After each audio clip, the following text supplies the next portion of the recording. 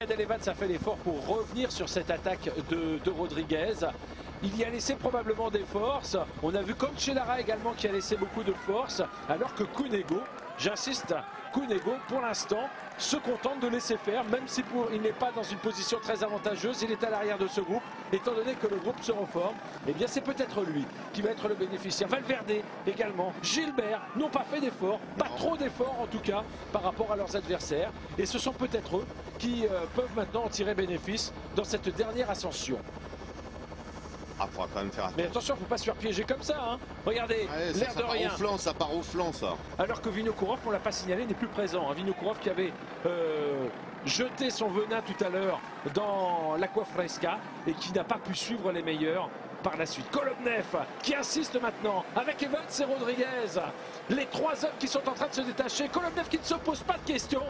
Et au moment où tout le monde peut-être éprouvé le besoin de souffler avant d'aborder la dernière difficulté, eh bien ce moment-là est exploité par le Russe pour essayer de creuser l'écart. Mati Brechel qui fait l'effort. Qui fait l'effort maintenant. Bah, certainement l'un des très bons sprinteurs de ce groupe. Mati Brechel aux côtés de Philippe Gilbert. Ah, attention parce que là on a commencé à prendre un petit peu de... Et Joachim Rodriguez qui roule hein, avec Kolobnev et Cadel Evans. C'est peut-être le jour de gloire pour Joachim Rodriguez qui est quand même un équipier tout au long de l'année.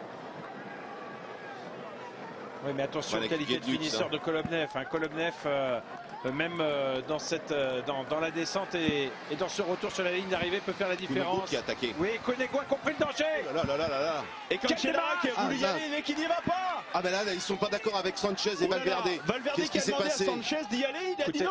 Là franchement Cancellara après l'effort qu'il a fait avec devant quand même deux coéquipiers, il ne faut pas l'oublier, Kolobnev et Brechel, ce n'est pas le même maillot aujourd'hui, mais ce sont ces deux coéquipiers habituels. Et regardez Cadel Evans. Il est sorti maintenant. Cadel Evans qui vient d'attaquer et derrière on n'a pas réagi. On s'observe. Regardez, Joachim Rodriguez ne fait pas l'effort. Il demande à Kolobnev de faire cet effort. Kolobnev n'y va pas. Et Cancellara, derrière, n'a pas voulu, pour sa part, faire l'effort non plus pour revenir sur la tête de la course. Pour l'instant, nous avons en tête Cadel Evans pour l'Australie, qui a pris quelques mètres d'avance. Kolobnev et Rodriguez derrière. Oh là là. Et Cadel Evans qui ne se pose plus de questions. Attention, c'est un rouleur, hein, Cadel Evans aussi. Il est capable peut-être d'être très très fort dans ses, on va dire, il lui reste 4 km et demi à peu près. Oui, on est dans l'ascension de Novazzano. Alors là, écoutez, Cadel Evans, c'est quand même une grosse cote, même si c'est un homme en forme. Ce n'est pas un coureur qui a l'habitude de remporter de grandes courses d'un jour. Il va peut-être le faire aujourd'hui. Kolobnev en a marre, il a attendu que Joaquin Rodriguez fasse l'effort, ça ne vient pas, alors du coup il se dévoile, le Russe est en train de revenir sur Cadel Evans dans la dernière ascension, mais attention derrière, Cunego, il est planté, eh bien non, Cunego n'a pas pu opérer l'ascension, effectivement, Cunego n'a pas pu. C'est Gilbert qui sort maintenant, Philippe Gilbert qui vient de sortir. Philippe Gilbert qui va désormais abattre sa carte pour essayer de revenir sur la tête de la course. Voilà, les Espagnols là qui sont dans la route Cancellara, je ne sais pas comment ça va se passer, mais attention. Ça va être compliqué hein, parce que j'ai l'impression qu'on se regarde quand même. Quelle guerre des nerfs, qu'est-ce que c'est intense comme finale. Il y en a en tout cas qui ne se pose pas de questions évidemment, c'est Cadel Evans. On a une cartouche dans ce dernier tour et Cadel Evans vient de la tirer maintenant. Il essaye, il a encore quelques mètres d'avance. Il est juste devant Patrick, il a rien d'avance. Hein. Et Joaquim Rodriguez, il fait le mort. Il sait derrière qu'en cas de regroupement, Valverde peut gagner au sprint. D'autant que Valverde a encore Samuel Sanchez à ses côtés. Cunego est au taquet je pense. Hein. Et Cancellara qui prend les choses en main maintenant, c'est lui qui roule.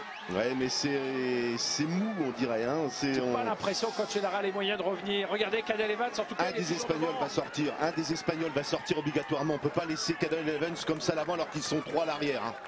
Et Kolobnev a beau se démener, il ne réduit pas l'écart. Et puis surtout, il n'arrive pas à se défaire évidemment de Joaquim Rodriguez. Je ne suis pas sûr d'ailleurs qu'il soit préoccupé davantage par Joaquim Rodriguez que par, bien sûr, le groupe de poursuivants. Parce que ce démarrage dans le sillage de Cancellara, on semble le prévoir. On a vu tout à l'heure Philippe Gilbert tenter, mais malheureusement le Belge n'avait pas les moyens de refaire surface en tête de la course. Cadel Evans lui montre régulièrement Novazzano, là où il est peut-être en train de construire sa légende, là où il est peut-être en train de conquérir pour l'Australie un titre mondial. On le saura évidemment dans quelques minutes. Mais s'il bascule en tête, Jean-François Bernard en tête de Novazzana, avec quoi? Avec 30 secondes d'avance, avec 20 secondes d'avance, il a gagné. Ouais, avec ses talents de coureur contre la montre, voilà, évidemment.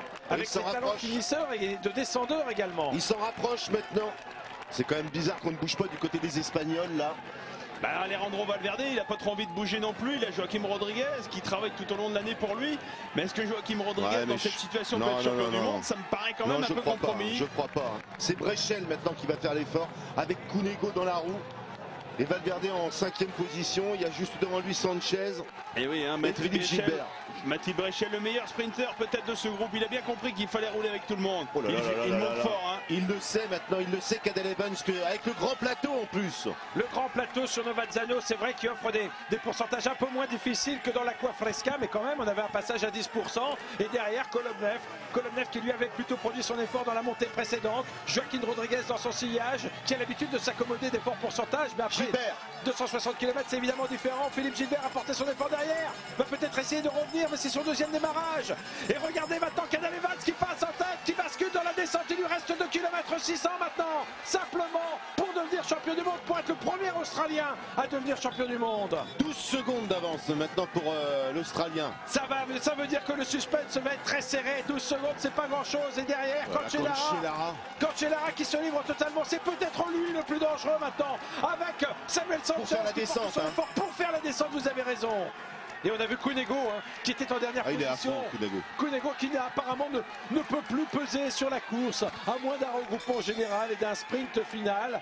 Tout comme Philippe Gilbert qui a tenté à 2 reprises en vain de revenir. N'oublions pas que Philippe Gilbert appartient à la même équipe que Cadel Evans également.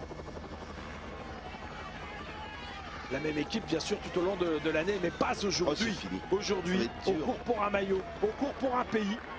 On court pour devenir champion du monde. Ça va rentrer derrière, je pense, par rapport à ces 2 coureurs obligatoirement. Mais pendant ce temps-là, Cadel Evans prend du temps à tous ces coureurs. Est-ce qu'on s'entend derrière? On ne s'entend plus. Non. Oh, c'est terminé. Cadel Evans risque dans quelques instants d'être pour la première fois un Australien avec un maillot arc-en-ciel sur les épaules. Cadel Evans l'a compris. Lui, imaginez la frustration de cette saison. Lui qui n'a pas pu briller sur les routes du Tour de France. Lui qui n'a pas pu remporter la Vuelta, au départ de laquelle il s'était aligné avec bien sûr un esprit revanchard. Eh bien, il va peut-être effacer toutes ces déconvenues dans quelques instants. Il va arriver au kilomètre maintenant, c'est fini. Il va être champion du monde. Et il va amener une 2e médaille d'or pour l'équipe d'Australie sur ces championnats du monde, après celle de Jack Bobridge sur le contre-la-montre espoir. Sanchez qui est sorti maintenant avec Cancellara. Il faudrait vraiment s'organiser à merveille pour pouvoir revenir maintenant. Mais c'est fini. Il y a 1 kilomètre, c'est terminé. Et les Espagnols, évidemment, peuvent avoir la rage quand même. Ils étaient 3 représentants dans ce groupe de tête. Il y avait Sanchez, il y avait Valverde, il y avait Rodriguez. Eh bien, ils ont échoué dans ce match que l'on présentait, dans ce duel entre 2 nations, entre l'Espagne et l'Italie. On pensait d'ailleurs que Cancellara pouvait justement, à lui seul, grâce à sa force naturelle, eh bien, pouvait peut-être desserrer cet étau italo-espagnol. Non, c'est un autre coureur qui a réussi justement l'impossible et certainement pas celui que l'on envisageait. Cadel Evans, dont le travail de l'équipe a été tout à fait remarquable. Rappelez-vous le travail de Sulzberger tout à l'heure, le travail de Stuart O'Grady pour revenir sur cette échappée dans laquelle figurait le champion sortant, Alessandro Ballan.